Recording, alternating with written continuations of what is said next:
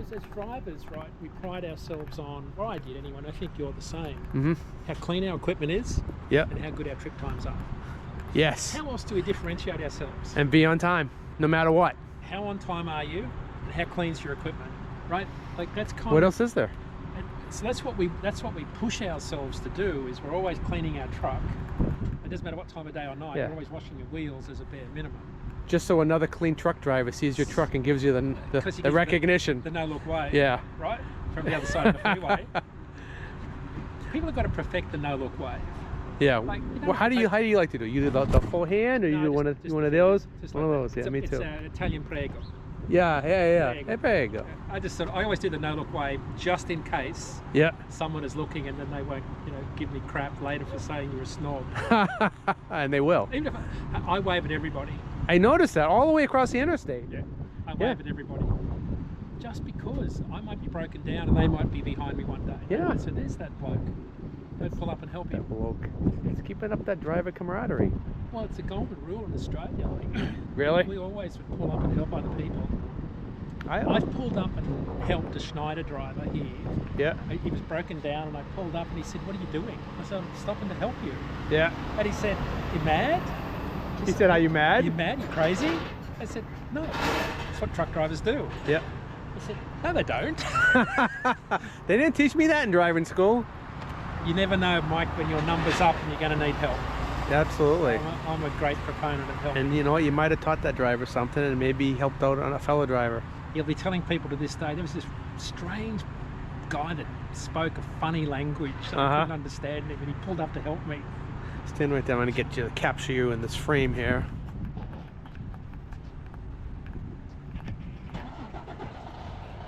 Picture? That's good. Now I'll use it as a clip on the video. All right, you ready to hit the road? Yeah, ready. Oh. I guess I'm driving. It's a surprise to me. Do you want me to video you getting in? Huh? Do you want me to video you getting in? No, that's fine.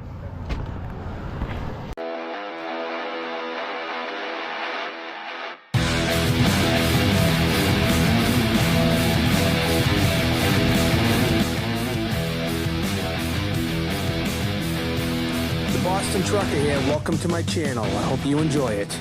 Well, here we are.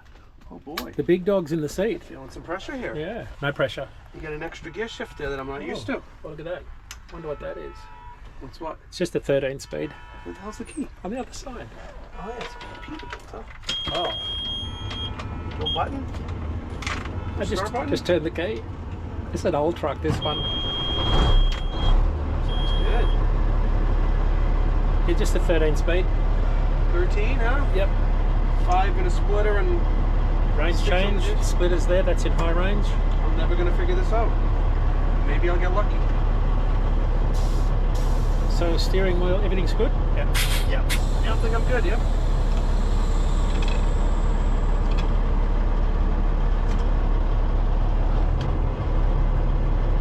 I'll work the flip bumper. I got it. That's the flip bumper. That's the flip button? This one, the blue one. What? I thought this was a splitter. That's the splitter, but that lifts the blue one lifts the bumper up. Oh, the bumper. Yeah. Is the bumper up or down? Down. It's down. Okay. Yeah. Okay. I might flip it up.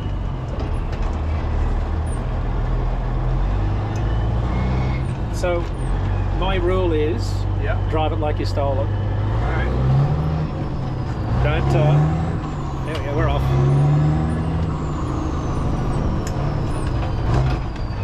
There we go.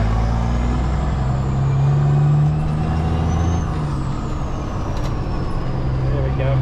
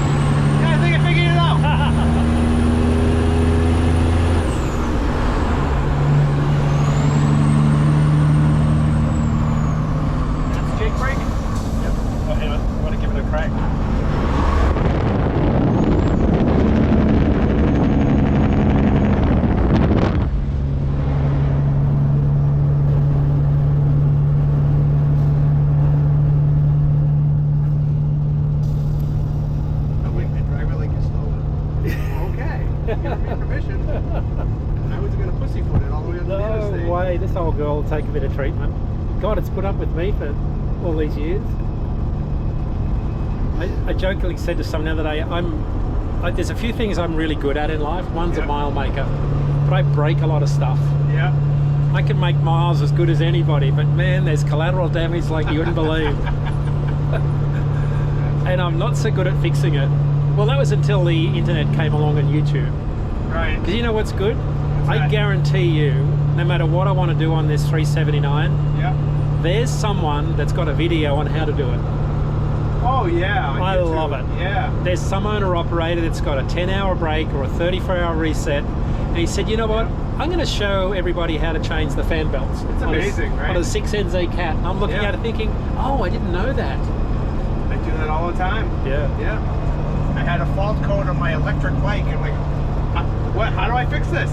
Yeah. I put it right in there. So that's the back of the Grumpy Pete. The lounge has been taken out. It's got 2 TVs up there and a stereo and a fridge. And anyway, the lounge is out, but there's a bed in there for, I've been up there in Canada for 10 days, so we're heading home. And that's the cruise control there if you want to. Yeah. I can't see over the steering wheel, over the dashboard. So I'm just getting used to the If you line up Grumpy's head on the white line. with the fog line, do you call it the fog line here? Fog line, yeah. It's a fog line, yeah. What do you call it where you are? Fog line. Okay, yeah. I've said fog line here, and some people said the what? Oh, I don't think it's well known. Yeah. Like people said, why is it called the fog line? Well, that's what you watch in the fog. Yeah. I take your eyes off it. Yeah. You follow that line if it's foggy out. Yeah, that's the fog line. Yeah. Life saving. It's a nice day on for the drive on the 90 Parkway. The Mass. Well, it's not the Mass Pike yet, is it? It's the New York Thruway. New York Thruway. The 90. I-90 East. I-90 East. Boston and Seattle. Yeah. Have you done that drive? Not yet. I've done the 80, which is all the way from San Francisco to San Francisco. Yeah. New Jersey. Yeah, love that. I did that when we took my son Harry out to Lake Tahoe for his new job. I just loved. That was my first cross country trip, but gee, it was fun. Yeah. To drive cross country in the US.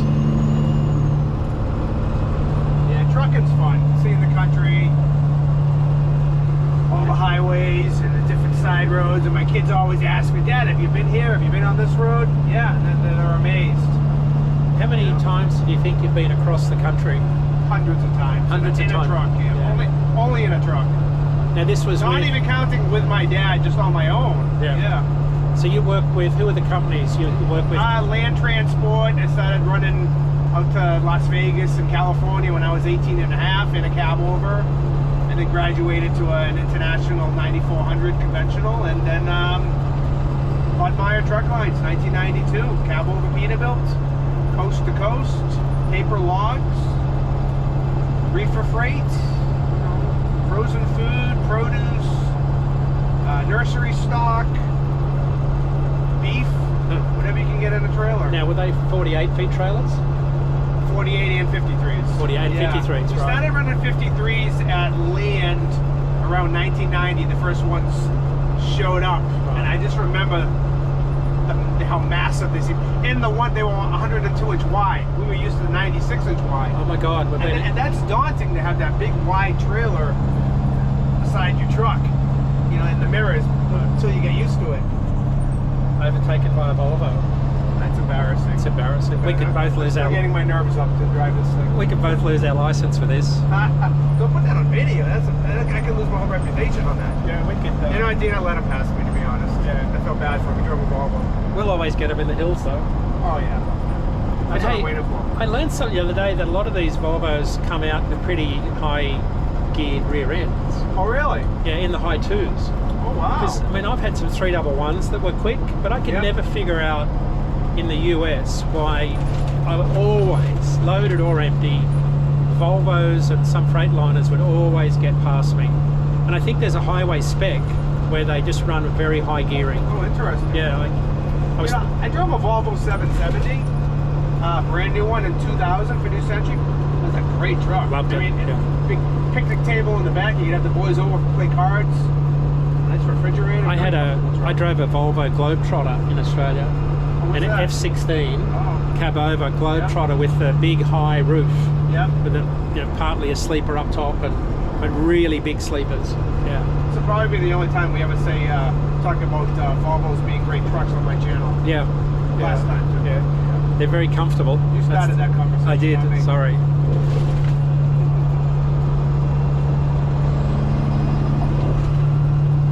The Grumpy Pete. How'd you get the name of this truck? So one day my boys were saying to me, Dad, it's a grumpy looking Peterbilt. Because I just put the old school J headlights on it. I think that's what you call them, J Yeah, something. double Js. Double Js. Yeah. And I had the big 14-inch drop visor. So when you stood back and looked at it, it looked like it was sort of had a frown with the eyes and the eyebrow. So it stuck. And back then, and I'm still working on it, is a children's book series called The Adventures of the Grumpy Pete, You don't have enough to do. which is where the Grumpy Pete gets into all sorts of trouble as a cartoon character, Right. a cartoony version of the real truck, traveling all over America hauling freight. But my real goal, Mike, was to do it in an educational way, to educate parents about sleep through their eyes, reading to their children about the adventures of a truck called the Grumpy Pete. Oh, I like that. I would buy one of those. Yeah, so I've got it all mapped out and sketched, and I haven't got I don't know what they call, like a graphic designer. I've got some sketches of what the truck would look like. Right. But that was always my goal, is to have that, because when I started with the truck and doing touch a truck events and different things for the school around town, kids loved the idea that a truck had a name. Yeah. I absolutely loved it. I passed by a U-Haul pulling a trailer. Oh my God. Embarrassing. We'll get Mike motivated here in a minute. You'll be I'm good. just enjoying the ride. Just got to settle in. It's always strange in a new truck, isn't it? It is, yeah. It takes a while to get comfortable, to be one with. I think that 359 dashboard, driving a 379, is totally throwing me off. Because you can't see a whole lot. I can't even see the hood. I'm just kind of aiming. Yeah, do it by feel. Yeah, I was driving a 359 once, and I pulled into the Indiana cash box, and these seats were right on the floor, and I kind of reached down and got my scale ticket, and the woman said, "Can you even see out of that thing?" I said, "No, ma'am, I just aim." True story. That's what it looks like. This truck kind of floats too. Beautiful, isn't it? Yeah. This is one of those trucks you can make a lot of miles in comfortably. Yeah. Nice comfortable seats. Are they Bostrums? Yep, Bostrom low ride. Why'd you go with the low rides? Well, I wanted to look like all the cool kids and sit on the floor. And then I realised when I put the Corvette dash in, Yeah. I couldn't see anything. Well, I was wondering about how you felt about that when you got it. Yeah, it was A little hard. bit getting used to, right? Well, that's why I had to put Grumpy out on the hood, because his head lines up with the top perfect, line. yeah. So that's how I would aim the truck, as opposed to. That's all it is about aiming. Yeah. Even when you drove a cab over, you Yeah. a different. You're out there more. You always got to figure out what your centre point is to the fog line. When's the last time you've driven a cab over? 2003. Oh wow. Yeah, went back to Australia for a little while, drove a cab over Okay. for Johnny and Ellie in Canberra hauling produce in the Yep. Sydney markets. We did a lot of hard miles. K104, I think it was a 200-inch wheelbase, N14, Cummins, 18 speed, Yep. rough. Like a Okay. short wheelbase, because the cab's always bouncing up and down. We had a Yep. 40, I think it was a 40, gosh, maybe it was 48, I can't remember.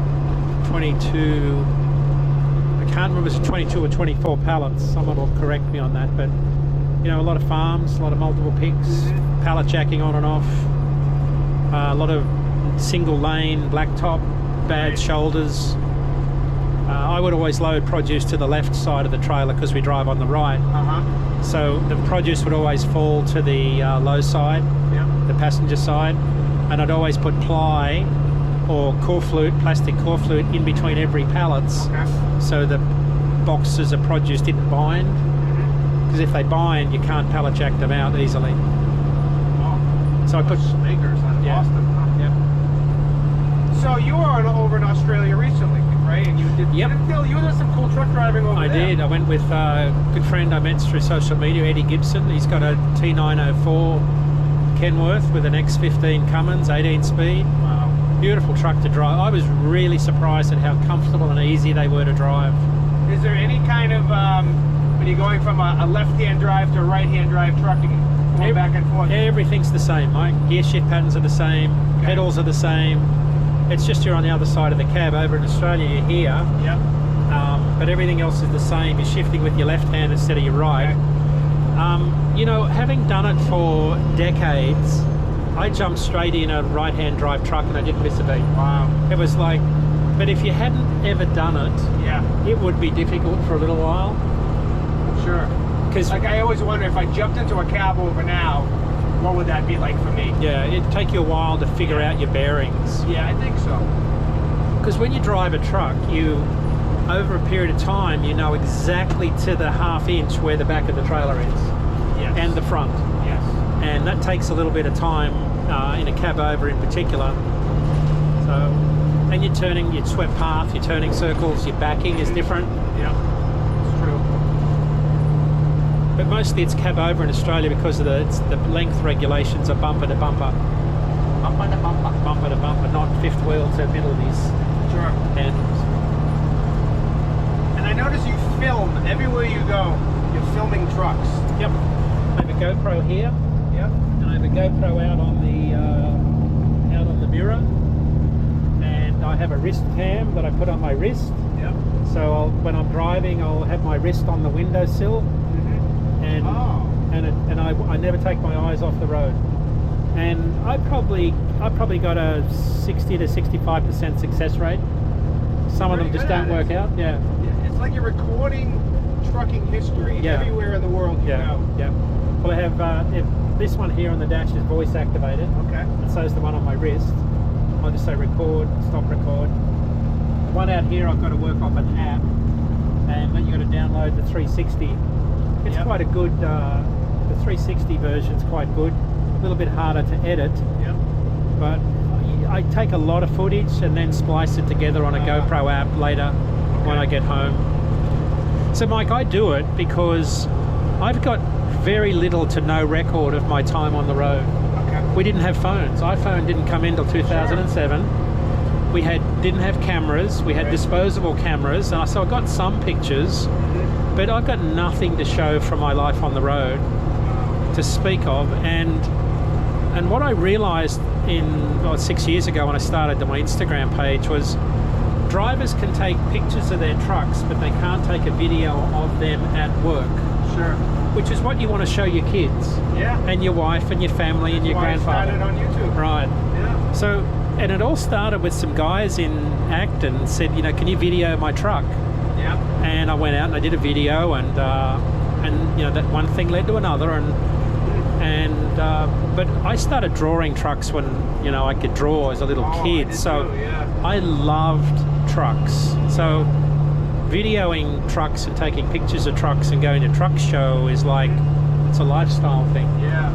Got a Did the big- same thing. And a car carrier, auto hauler as they call it here, going past. There's a Nova plate. Beautiful. Cargo management group. That's a hard job. Yeah.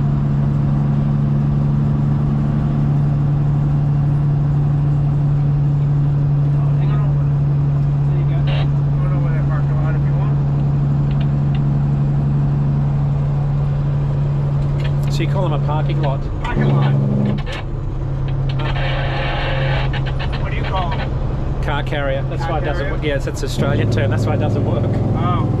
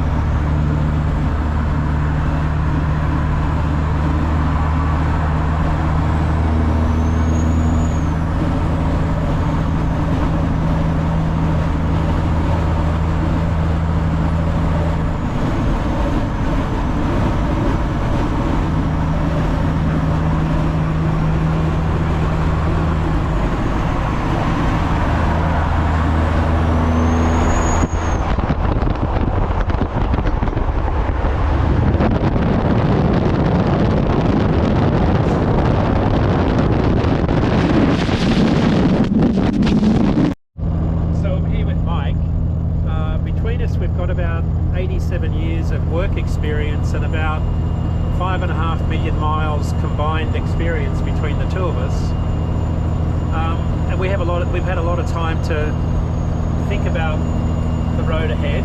As you do, you have a lot of windscreen time as a trucker.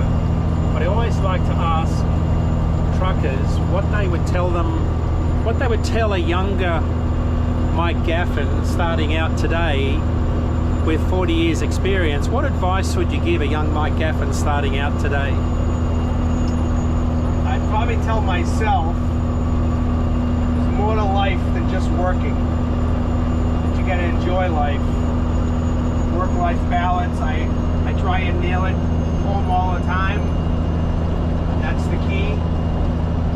Sleeping, family, take a vacation, save your money, 401k, retirement, whatever you got to do.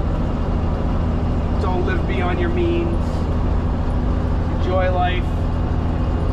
Just get a job that you enjoy going to every day, because if you go to work every day and you're miserable, it's no kind of life. You bring that home to your family. And sometimes a lot of truck drivers will take that higher paying job because they think that's what you need to do to have a good life, but sometimes you're miserable at that high paying job. And sometimes you're just happier trucking in a big old Peterbilt like this. But your happiness is the most important thing, because it affects your stress and your mind, and it affects everything. And I tell young Mike Gaffin that hourly trucking is really, I used to laugh. I used to be an over-the-road snob. Never looked at a truck without a sleeper. Laughed at guys who said they were on the clock, sitting in traffic. And I'm like, you guys don't know where it's at. Mileage pays where it's at. Getting paid by the mile is cool. You know? Sitting in truck stops every night, watching drivers back in and watching the lot lizards hop from truck to truck. That's the life. But with ignorance and experience, you learn a few things. And that was the life. It can be a great life for some people, and it was for me for 20 years, but I've seen both sides of the coin. And it was like an epiphany. I remember when I got off the road, when my wife was pregnant for the first time, I thought I was crazy for getting off the road, because that's the life I wanted to lead till I died. And yeah, even to this day, I still, this is messing my head up right now. Just driving across the thruway in a Peterbilt. I'm like, oh man, this is what I'm supposed to be doing. This is great. Look how relaxed I am.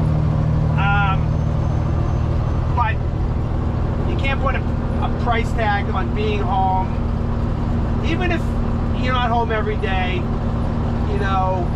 staying out for weeks at a time, it can mess with your mind. And if you can find a regional job, or you're home during the week a little bit, or a little bit of the weekend, it's a better balance than being gone all the time. Because what do you get for that? If you're a guy who's gone, I think I'm totally off that question now that you asked me originally, but what do you get for all your time gone? Are you gonna have an early retirement because you worked so hard in your life, you trucked so hard? What are you getting for that? If you're getting something from it and you see a financial goal that's going to be reached, great. But if you're on the road spending more money than you're putting away, you might need a life change. And it's never too late. It's never too late. One thing I've always found is a lot of people change jobs out of frustration. My advice would be, when the grass is always greener on the other side of the fence is a good analogy. What you've got to remember is you've got to take yourself with you. Right? So take your what? Take yourself with you. Take yourself with you. If you don't have the right attitude and the right outlook and the work-life balance, going to the new job for a better looking truck is not going to make you happier necessarily, because you've got to take yourself with you. So you've got to be happy within yourself, because that flash shiny truck may come at a price. Well, I see it a lot of times. The guy goes for the flashy truck, which I would too. Like the bull hauler guys, they offer them the big badass ride. But as an experienced driver, Dean, and I know that that's just a short run, and you're gonna burn yourself out. And that flashy ride, it's not gonna last. Maybe you go to one more flashy ride, and run more, but it usually doesn't last. There's no longevity with that. It's hard work. Unfortunately. Yeah. For some people, you know, maybe I'm a quitter, you know, but I mean, with my experience, that's what I see. Well, most of us aren't getting out of here alive, right? I haven't met anybody who has yet. There's a few that give themselves a even money chance of making it, but Yeah. most of us, we're here for a good time, not a long time. And Make the best out of the time we're you here. gotta make it. Yeah. You gotta be nice to everyone, travel, have fun, Yeah. because what you're doing driving trucks is an exchange of your time for mostly monetary gain. So Yeah. you got to make the money work for you. That's what I've always done is, use the cash flow from trucking to invest in other things so that later in life you've actually got some sort of a bit of a nest egg to put away. And there's nothing wrong with making trucking a career. I'm doing it. Absolutely. And but there is more. I remember my early days of trucking, hardcore trucking, 5,000 miles a week. And I've talked about this before on my channel. My buddy Dave forced me to go on a vacation with him and his girlfriend down in Daytona for a week. I lasted 2 days, and I'm like, I gotta get in a truck and I gotta head to the west side. And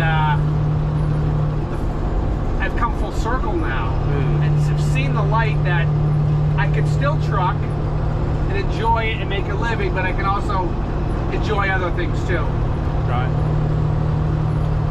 And you found the same thing? Yeah. And by the way, this is awesome driving the Grumpy Pete. This is trucking right here. Trucking at its finest. Big old Peterbilt going down the road. Come on now. Doesn't get any better. This 2 sticks. People sort of look at it as, I know a lot of people starting out in life look at it and think, you must be lucky. I must be lucky to have this.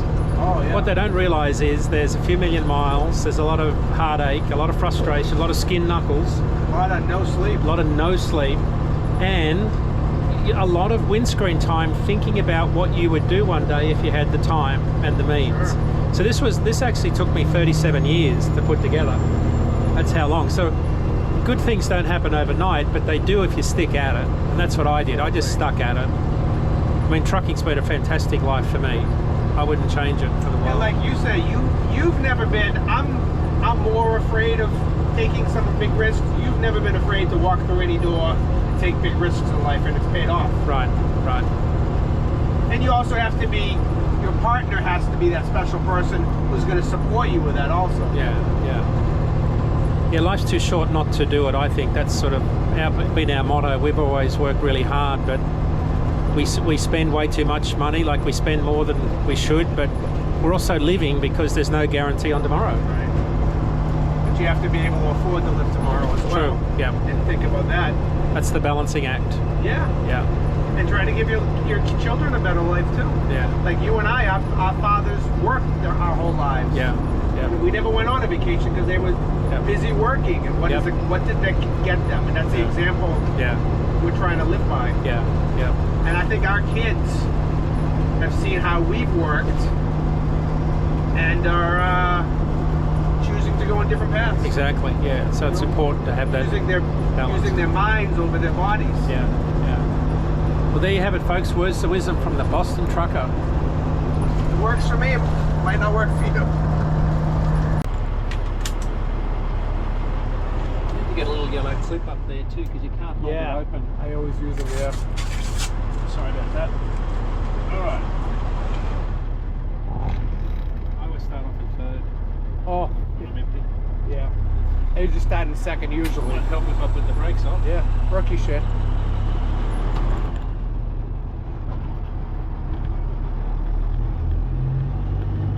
I always had a habit of, when I was loaded, you always sort of creep around in low gear around truck stops and rest areas.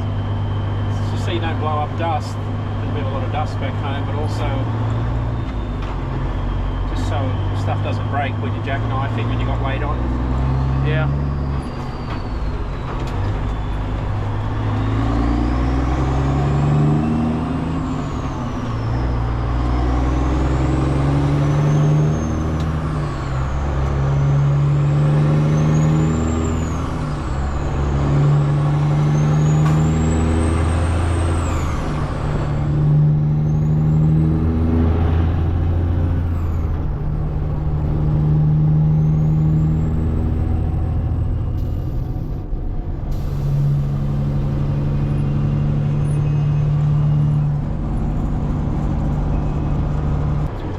Smooth sailing till this point. Yeah. Let me ask you a question, Dean. You travel all over the country. You certainly could be flying everywhere you go, and it would be faster and easier. Why are you riding around in a truck? I love to drive trucks. I just love it. This has been, it's part of my life. It's part of who I am. You know, for the longest time I tried to get away from trucks because of how hard it was, and how hard it was on people after losing some drivers. But the more, you know, the older I get in life, the more I realise what a great industry it is, no matter which side of it you're on. But I just love trucks. I've loved trucks since I was a boy. But my life, one of my life goals was to have a Peterbilt. Yeah. In Australia, it's very hard to get Peterbilts. My uncle had a 359. I always wanted a Corvette dash, and I just love the look of a 379 Peterbilt. Yeah, me The too. long hood, the look, and so even in Australia, I always thought about having one day if I could. Speaking of Australia, you did a few decades trucking in Australia. What was that like? You know, hard. Back then it was really hard. A lot of fun, made a lot of money, did a lot of miles, didn't sleep much. But in Australia, I can't speak for now, but back when we did it in the 80s and 90s, you were more than a driver, right? Because you have to fix what you break. Okay. So when you get into the remote areas, you've got to be adept at changing tyres, fixing things, being creative. You're on your own. Yeah, you're on your own. So even today, if you're driving in the outback and road trains, you've got to be good at changing tyres. You've got to be good at loading and unloading. You've just got to be a good time manager. So what's it like driving a road train? Like, we all romanticize about going to Australia and driving a road train. Yeah. You think I could go there and drive a road train? Or Yeah, you could. Yeah? You could, but again, change 3 or 4 tyres a day. No, I couldn't do that. It's hard work. Can I call for road service? No one to call. No one to call. No one within 1,000 miles. Depends where you are, but most of the time you're on your own, so you become very self-sufficient. You're a survivalist. There's a lot of nasty animals and creatures out there. Like what?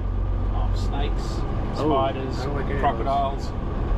Like, Do you see kangaroos out there? every night, all day? Really? You always- Are they like deer in America? Yeah, same thing. So you have a lot of, you have the bull bar on the front. You call it the Yeah. moose bar here. We have the bull bar. A lot of animals sit on the road at night because it's warm. Oh. Because the outback desert's freezing cold. So. Is it true a kangaroo, if you confront it, will punch you in the face? Yeah, you got to jab it a few times. Have you ever had a confrontation with a kangaroo? Yeah, you do. Have you? As a Who kid. won? As a kid, the Yeah? kangaroo every time. Really? Because the kangaroo will spar with you, and then when he leans back on his tail, he's about to kick you and open you up because he's got No. big claws. So Really? yeah, so whenever a kangaroo rears back, you got to run.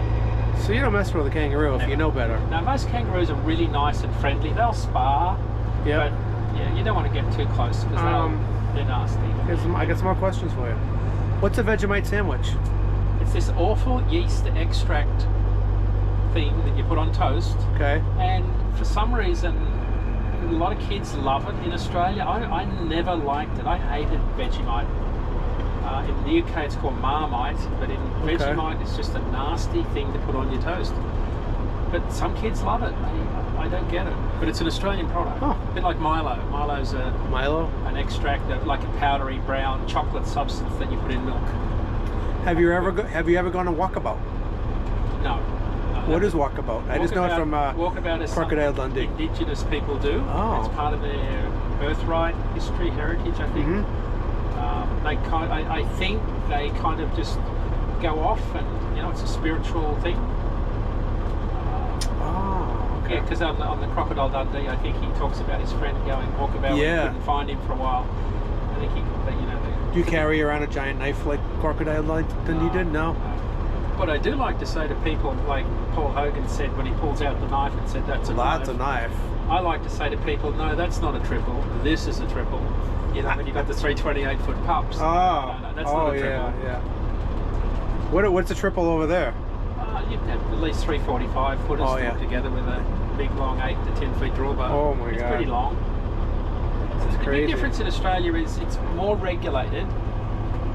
Generally you're paid by what you haul, not by the mile. It converts to miles eventually, but you're paid by the productivity of the trailing units. So it's about how many pallet spaces you're hauling as opposed to the rate per mile. So when you're working with shippers on contracts, it's about a pallet space rate. So the regulations in Australia are bumper to bumper, front to back. So therefore a cab over versus a conventional is the difference in like 4 pallet spaces. Oh. So if you're paid based on productivity, you've got to have cab overs on the eastern seaboard in particular. And what they do is, that's why you see multi-trailer combinations in Australia, because they're trying to put more on a powered unit. You'll have 9-axle B trains running at 150,000 pound gross. You'll have B triples. You've got quads now, and Australia's been very good at developing regulations that allow you to build bigger, longer, more productive trailers, so they've got less trucks on the road from an environmental perspective. So Australia's been good in that regard, and they've got a program called the National Heavy Vehicle Accreditation Scheme, where you can apply for really creative configurations. You've now got, you'll see them on Instagram, twin steer, tri-drive, quad trailers. Like, and these things are, I think they're 30 pallets or maybe even more. Someone will correct us in the comments, I'm sure. But these are single trailers that are massive. And I mean, the challenge with the B train, a B double, is you've always got to be unhooking and hooking your second trailer and your first trailer. They're pretty manoeuvrable. So the biggest differences are pay. You get paid good money. A lot of it's overnight if you know, in the freight business. But the other part that you would not know is that they have point-to-point speed cameras and that are measuring your hours of service. Oh, really? By the cameras? It's called Safety Cam, and what it does is that it measures your elapsed time between sites, not your speed under the camera, but your point-to-point time. So there's no incentive to speed, because they'll just send you the fine in the mail. Oh my God! Right, and the hours, of course, it's doing your hours also. Now this is national now. So now, when I was back in February driving with Eddie, I was kind of shocked at how calm the industry had become. Nobody was racing, everybody's sitting at 100 kilometers an hour, got really high torque engines, we're up and down hills at the same speed. And it was comfortable. The new design Kenworths are magnificent. So it was actually very easy, as opposed to rough cab overs where you're driving as fast as you can downhill to try and get up the hill the next side. So the newer cab overs in Australia ride much better? Not as good as the conventional, but they're a little rougher, Mike, because the cab overs have got a short wheelbase. So you're bouncing a lot. Have they adopted all the emissions over there in Australia? Yeah, absolutely. But with all the emission problems we have here, oh, here comes a cab over. It's like an Argosy? Or am I seeing things? That car holder. Yeah, it's an Argosy. Oh, look at that. Oh, wow, look at that. Cool. Wow. Well, the emissions problems, you think they'd be nervous to have them over there when you're traveling out and you're out on your own. Well, a lot of the European trucks, you know, so Australia's got a lot of European, Volvo, Scania, MAN, Iveco, they're all made overseas. Right, so look, we've adopted a lot of the Euro standards automatically and drive it, they're comfortable. European trucks are fantastic to drive. A lot of Mercedes-Benz, Actros, big Scanias, big Volvos. I still think you can order Volvos there with the Cummins. Well, I'm not sure. So big differences. You've got to be more than a driver, a steerer. There are certain runs where you can just call people to come and help. So that network has developed a little bit over the time. So in America, truck driving, you know, a lot of truck drivers, like we spoke about earlier, watch the old trucking movies, Smokey and the Bandit, Convoy, and influence a lot of guys going to the trucking industry. Do they have anything like that in Australia when you were growing up? Same movies, Mike. Same movies. We grew up watching UK TV and American TV. So all of our childhood was all American movies. It was all about Hollywood. You know, and as kids, all we ever wanted to do was go to California or go to the US. And the US means go to Disneyland. You know, maybe go to San Francisco, go to Las Vegas. On my first trip here, my boss, we hired a motorhome and we went to Disneyland, San Francisco, Las Vegas, home. And that was kind of all the key places. We never really went to the East Coast. So America was always something that everybody wanted to do. It's 14 hours out of Sydney, so it's quite a haul. It's about 30 hours out of Boston Right. with flights out of Los Angeles. So the truck drivers in Australia, I notice, a lot of them wear shorts, and some of them wear flip-flops, some of them wear work boots and shorts, some of them wear long sleeves. Is that the Australian trucker dress code? Is that like our jeans and cowboy boots? Yeah, so this trucker dress code that they've tried very hard to change over the years was the flip-flops, what we call thongs Okay. in Australia. The stubbies, which are the short shorts, they're called stubbies in Okay. Australia, it's the brand. Yeah. And the singlet, the truckie singlet. Oh. It's a black singlet, Okay. grey. So that's the standard, and of course with the heat, Yeah. it's comfy. A lot of your feet get hot in shoes and boots. As you see on Outback truckers, your feet get wet. So, Yeah. sometimes it's better just to have bare feet. So generally though, I think that would be the stereotypical image from the 80s and 90s. I do think it has changed a little bit. I think drivers dress a little bit differently, mainly because of the high vis. Okay. So you're not going to get unloaded or loaded unless you've got a high vis top on. Okay. So I noticed the Australian truckie baseball caps are a little wider and taller than the American hats. And they have, some of them have stripes on the sides of them. Really? It's a whole, I didn't know that. the Australian trucker caps are definitely different than the American caps. You have not noticed that? I haven't noticed. We have an exclusive. Wow, how about that? You Yeah. heard it first. Yeah, I said, I didn't know that. they're wider, they're taller. Really? I feel like I wouldn't wear one, but when I see other Australian truckers wearing them, I'm like, those are cool.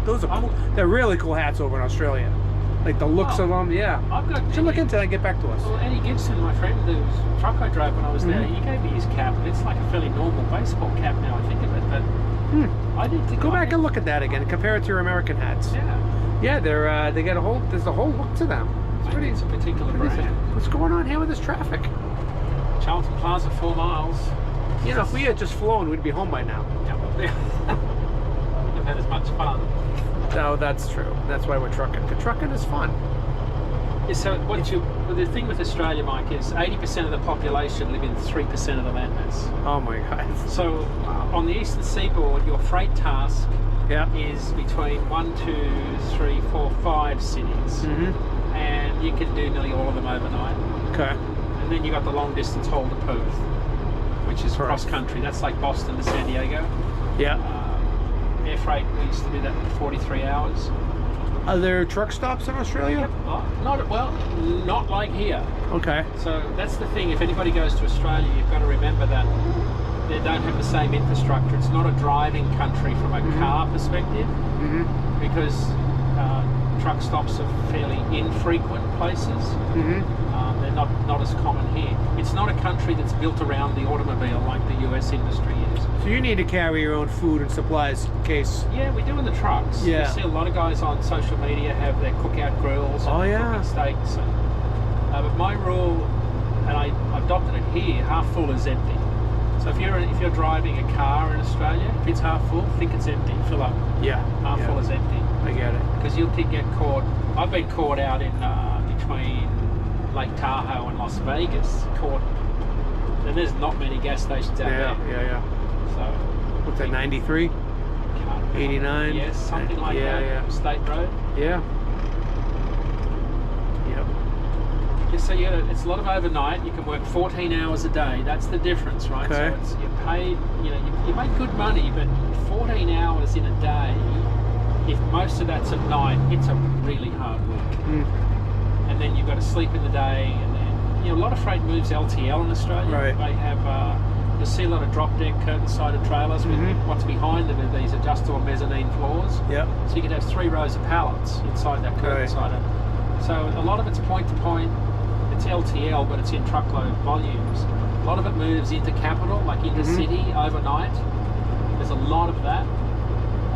There's a lot of sheep. They're big. You go to Australia because it's a massive sheep with wool and sheep. You see a lot more sheep trucks than you would here. Wow. because here you see mostly cattle trucks. Yeah. And what are they doing with the sheep? Is it just for the wool? For the wool, yeah. Wool and breeding for more wool. Okay. And then you have the lambs, which are the Yep. ones that are for the Food. For the food.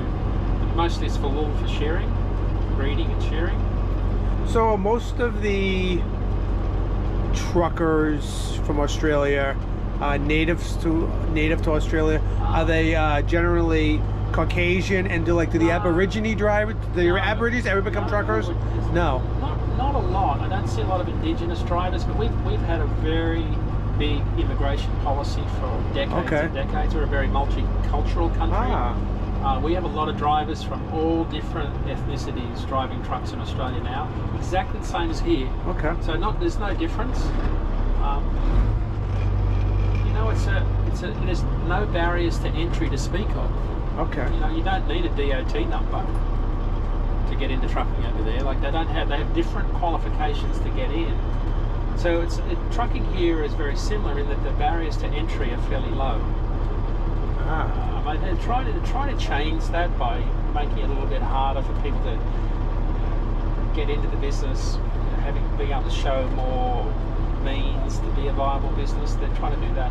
Is this Chris Farms? That is one of his trucks, yep. What's his name, Chris? Glenn, but that's probably not him. Is that you, Glenn? No. Glenn's got the flat top. Almost look like him though. What's up with those Kiwis? They're good drivers? Very good drivers, yeah. You ever been over there?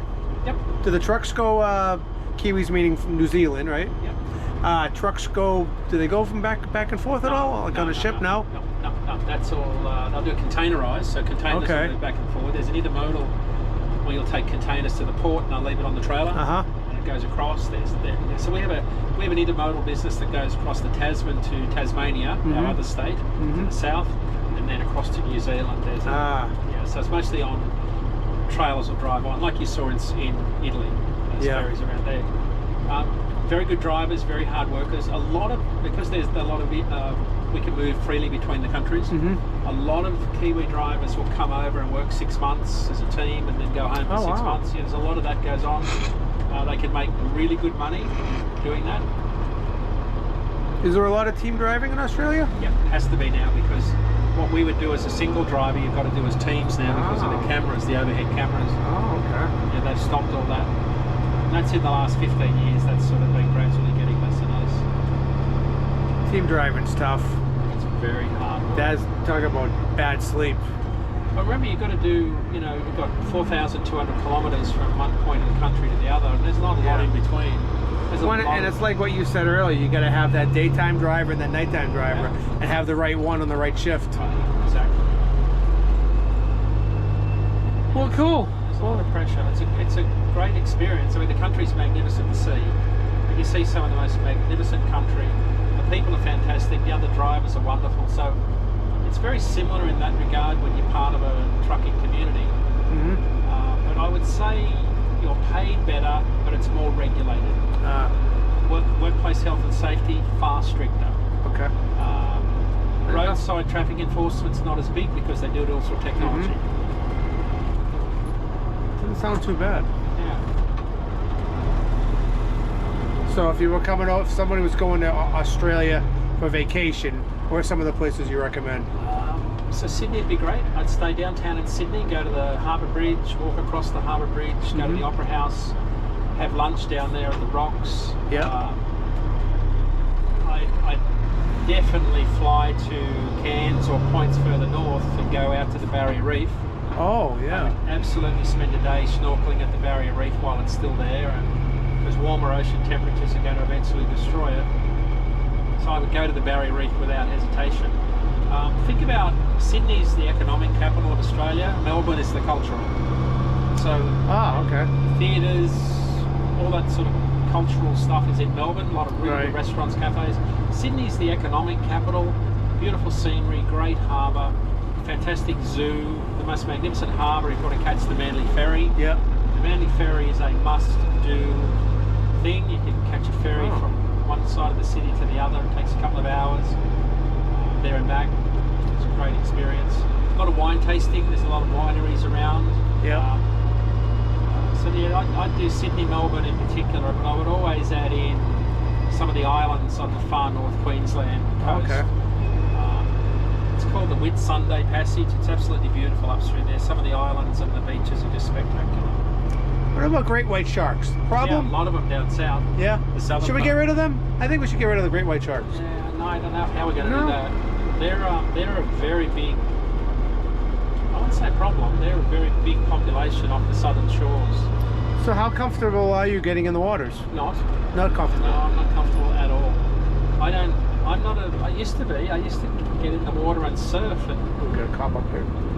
now I've You seen surfed? Jaws. Yeah. Surf. Now I've seen Jaws and a few other things. I'm not. Yeah. No, I just. I never feel safe in the water. Not even in the cold New England water.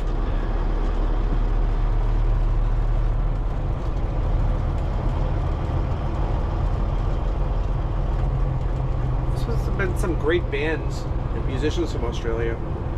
I saw AC/DC's first concert. In Australia? Yeah.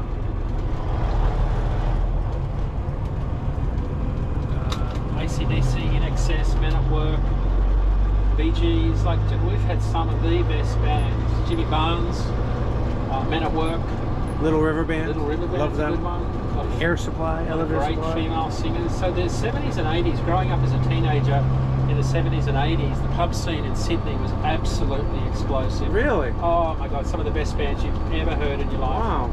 And of course there were a lot of big international bands, as it turned out. I think I've been to about 8 AC/DC concerts over my Okay. life. You know, I remember in the early 70s watching Bon Scott, Oh, with Bon that very Scott. first song on the back of a truck in Melbourne playing It's a Long Way to the Top if you Oh, want to yeah. rock and roll. And I think that was the song. And I just, from then on, they were one of our great export. Now, of course, you go to a football game here now and they're playing their songs at the third down. and It's the- fun. I would nenever have thought of you as a AC/DC fan. Yeah. That's yeah. funny. These days it's more Bob Seger, Oh, Silver man. Bullet Band. Love some Bob Seger. Good driving music. Yeah, the noise of AC/DC is a little bit much these days. It's great in TikTok videos, though. All right. Truck's pretty clean still. Dean's kicking me out. I was an unruly passenger. And he said, you know, it's about as far as we go, Mike. Couldn't make a mile. I had to stop and pee every like 20 minutes. So Dean's like, I got to make some time. Dean, thank you very much for bringing me along. True story. You could, we could team. I could not be teams with many people, but you and I could do some miles. Thank you. Yeah. That means a lot. Yeah. I had a great time. It's fun driving the truck, Yeah. hanging out with you. Had a And great time this weekend up in the Tackerberries. That was wonderful. Charlie Tackerberry, I mean, what a host. What an experience. I mean, takes the time to make sure we're okay and Yeah. we're taken care of with in dealing with everything he has to deal with. So some great hosts up there. everybody, Carl and his brother. Carl and Pete and They were just and wonderful. Flatbed Red and just Our friends from Australia, yeah, from the Rock. yep, Yeah. that was great. So hey, Yeah. Boston Trucker signing off. Peace and grease.